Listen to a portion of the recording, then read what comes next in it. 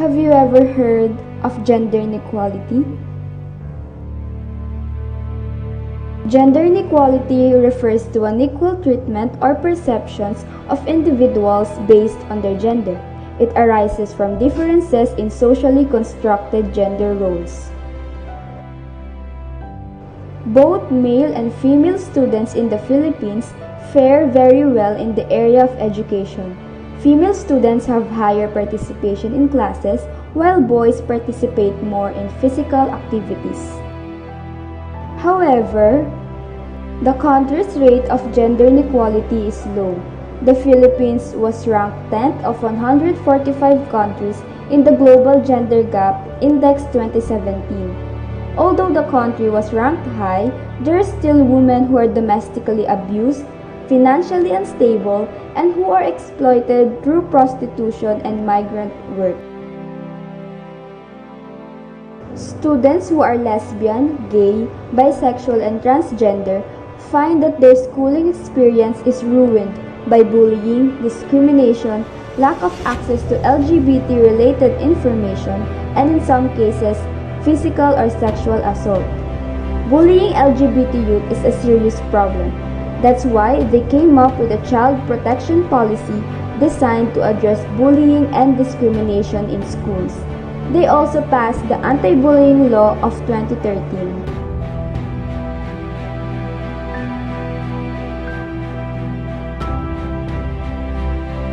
In educational institutions, gender inequality has been experienced.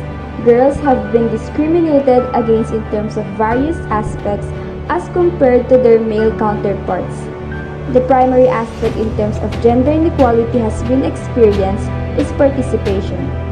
The students are required to participate in several areas in educational institutions.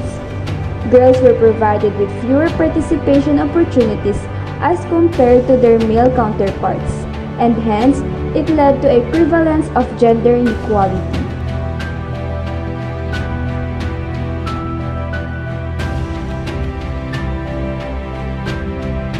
Personal beliefs.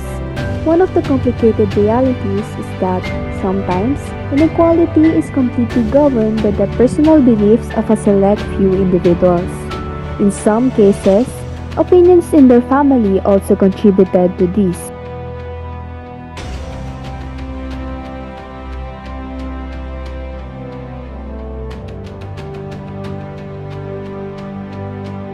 Preferential treatment. One of the most significant informal impacts of inequality at school on an individual basis. It may look like nothing more than a man happening to get chosen over a woman for this task or that.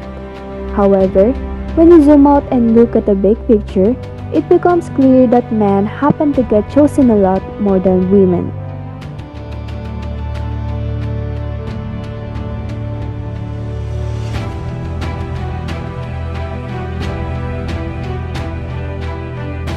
Teach students to be open-minded.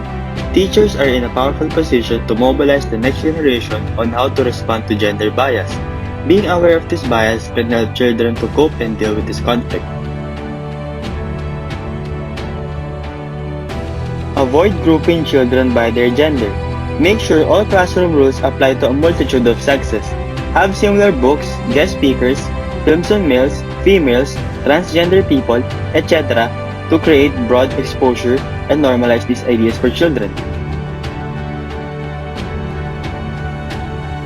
Using inclusive language is extremely important. Gender is a social construct, so the classroom can become an area in which these social norms are left at the gate. Words such as "you guys" can be a popular way of addressing a group, but it's an example of how we contribute to gender bias.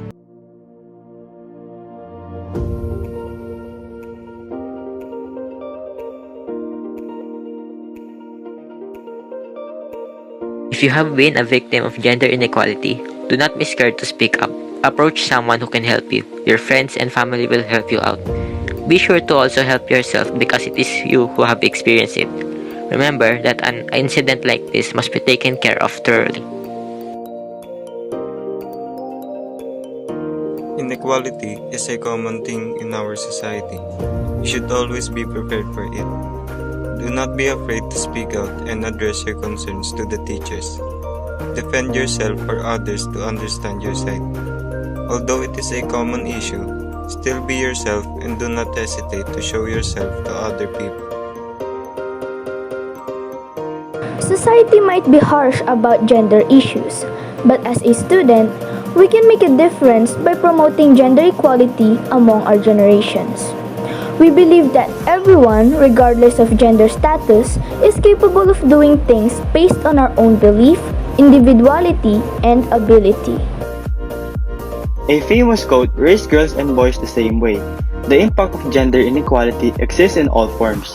Instead of putting the burden on them, you must strive to address these issues and dismantle the patriarchal system that became the structure of gender discrimination. You must aim for a society that does not dismiss and oppress any gender but openly accepts everyone, where they can freely be themselves.